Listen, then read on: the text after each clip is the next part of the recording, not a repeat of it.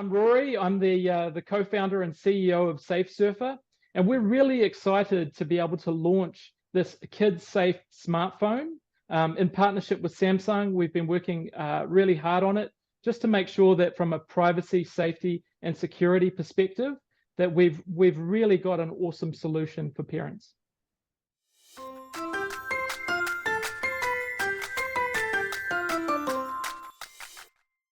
So I started Safe Surfer about 8 years ago, just as a parent myself, just really concerned about the dangers online with a friend. And I guess as I got kind of more and more into it, I just realized how significant the dangers were and how they weren't really being addressed. So, just the whole kind of ecosystem of online safety didn't really exist.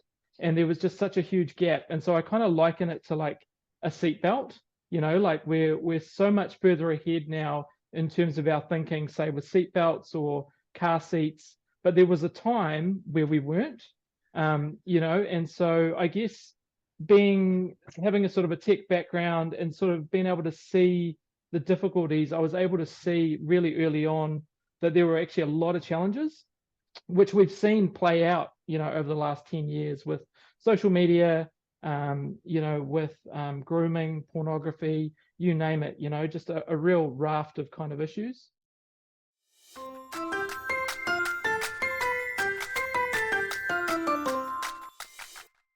Yeah, absolutely. Look, I think from a tech perspective, I just kind of see, one, I have this kind of ethical lens of seeing the way the technology should be developed.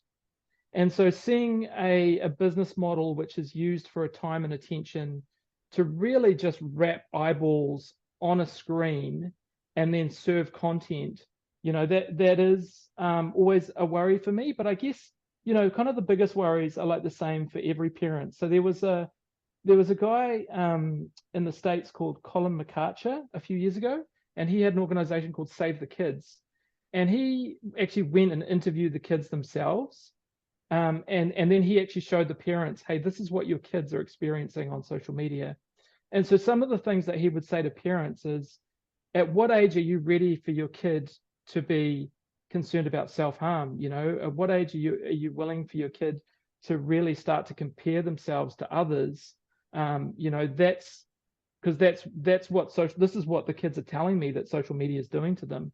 And so I think, there is a real problem that we have in terms of what our kids are seeing at a really young age, the exposure of what they're seeing, and how that's affecting them.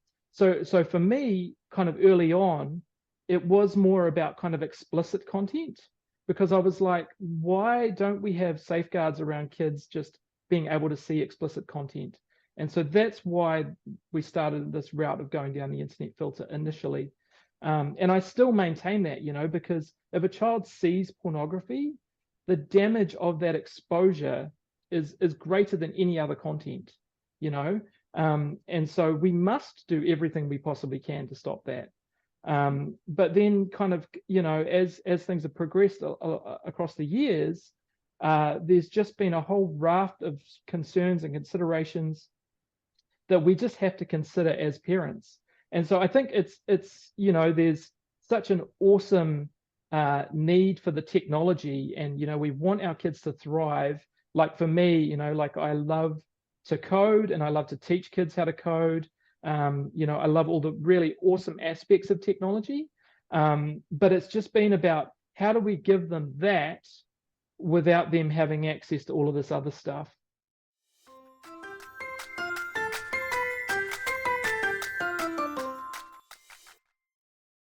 Yeah, absolutely. So the KidSafe phone is a KidSafe smartphone that we have developed with Samsung. So Safe Surfer and Samsung have kind of developed this in conjunction with each other. A lot of the tech is underpinned by Safe Surfer. So Safe Surfer, over the last eight years, kind of as a parent, I guess, I've really been kind of able to work out the technical problem or the technical challenge.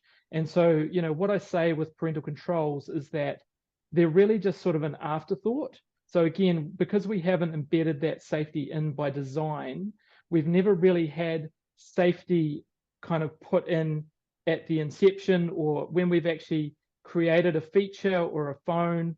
And so what this does is it puts the safety in the heart of the phone. And the really, really cool part of this technology is that it means as a parent, you're basically, unboxing a phone, and you can see here that it just has, kind of calls, texts, a camera. So it is a smartphone, but actually it just has the really essential apps that you might need. So, it's going to come with just exactly what you need, without all of the additional kind of apps which are loaded on. And so it means then that you as a parent can grow with your child. So at some point you might decide I want to add a web browser. At some point you might decide I want to add the App Store. And so those apps literally don't exist on the KidSafe smartphone until you go into the SafeSurfer dashboard and you actually unlock them. And from that point on, then it also becomes highly monitored. So it's monitoring for, for dodgy keywords and monitor. It's got kind of some nudity detection stuff on the screen, which will alert parents if there's any kind of concerns that are happening. And so is it the first in the world? Because of the partnership between SafeSurfer and Samsung, it's the first in the world from that respect.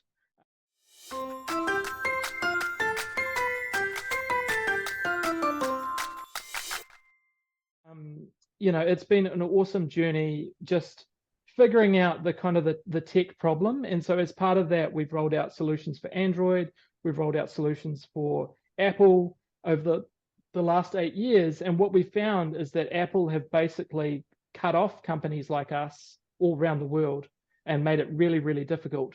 And so the Apple route has never really been an option. But what I have always been aware of is just how good the Samsung Knox technology is. And so for a number of years, it's something that I've wanted to do. And it actually took a couple of really concerned parents to contact me and say, hey, we really need to be considering a kind of a kid-safe smartphone or something like that. And so I started kind of thinking about what I could do. And then I approached Samsung just from a technical perspective of saying, hey, how can we leverage the Samsung Knox technology? Because I know it's the most secure way to deliver these changes to these devices. And then they also were hugely concerned about child safety. And they've got lots of parents in their, in their organization. And so then they got it really excited about it. And then we basically decided, well, let's team up together and produce this solution for New Zealand families.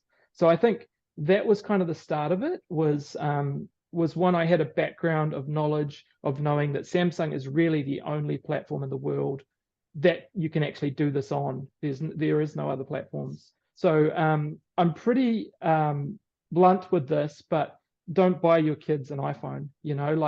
Literally, Apple has been against us every step of the way for the last 8 years. So do not buy your kid an iPhone. Do not buy your kid an iPad. I can tell you hundreds of workarounds for both of those, for any app that you might put on the device.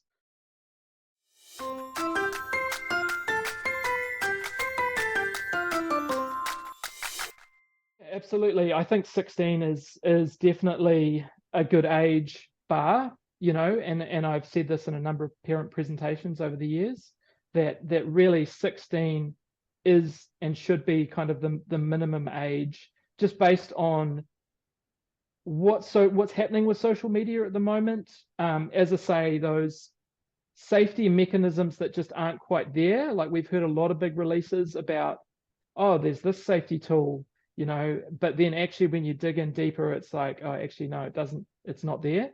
So look, for my own kids, that's the age, is 16.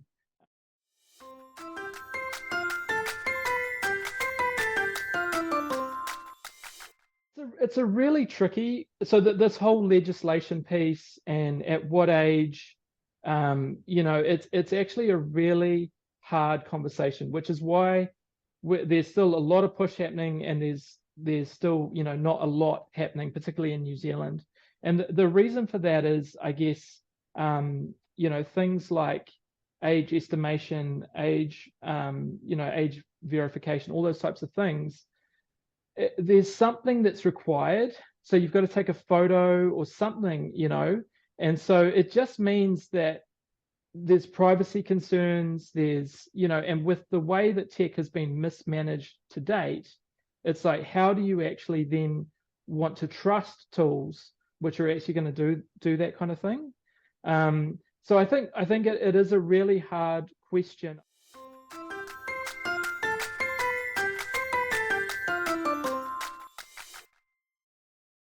And as I say, like, I feel like for me as a parent, like, our kids deserve the absolute best. And we really need to be concerned about their time and attention, because that's what's been invaded, is their time and attention constantly and from a very young age.